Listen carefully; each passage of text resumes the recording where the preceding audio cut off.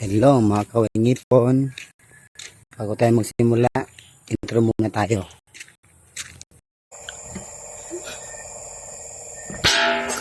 For today's video, maghihiwa muna po tayo ng balat ng niyog mga kawingipon. Maganda kasi ito pang lagay sa tanim mga kawingipon sa mga bulaklak. Kaya kung may mga bulaklak kayo mga kawingipon, lagyan nyo lang po ng balat ng niyog para po tumaba ang mga tanim nyo.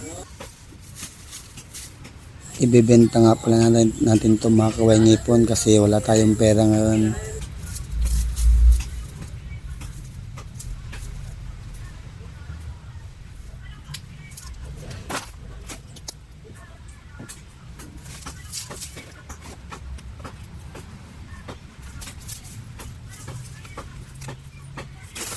At abangan niyo mamaya mga kawingipon kung ilan ang kikitaan ko dito mga kawingipon. Isang sako lang nga pa lang yung sinabi sa akin mga kawingipon eh.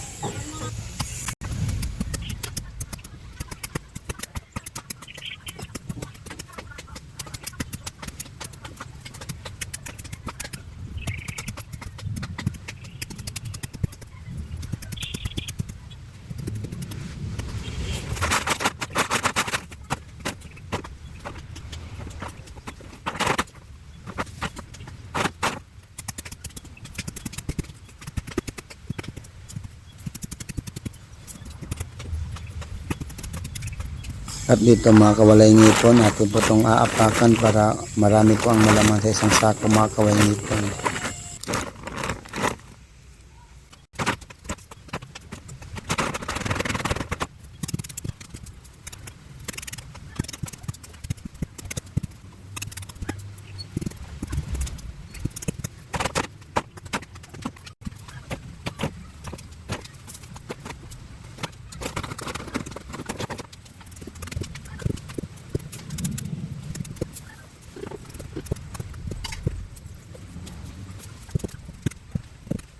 Dito po ay napuno na po natin ang isang sako mga kawingipon.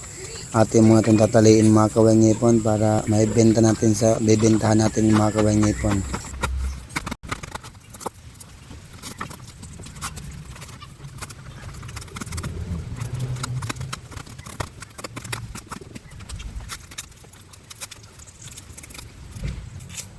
Yun mga kawingipon, tapos na po natin na po itong ihatid sa bibenta natin mga kawingipon. Tara, samahan nyo ako mga kawingipon.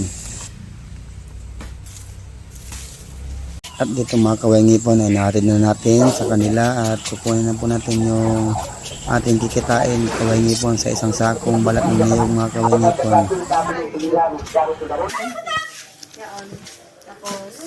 Salamat eh.